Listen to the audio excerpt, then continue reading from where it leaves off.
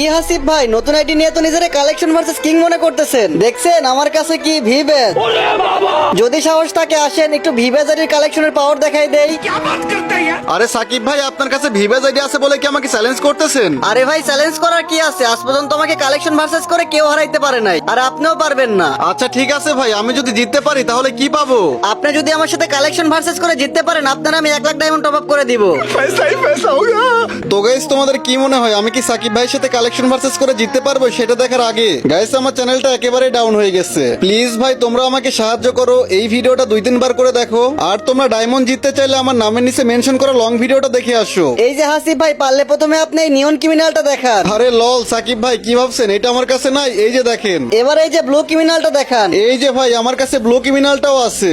আরে ভাই আপনার কাছে সবগুলা ক্রিমিনালই আছে নাকি? এবার এই যে পার্পল ক্রিমিনালটা দেখান তো। ঠিকই বলছেন ভাই, শুধু পার্পল ক্রিমিনাল না, আমার কাছে সবগুলা ক্রিমিনাল বান্ডিল আছে।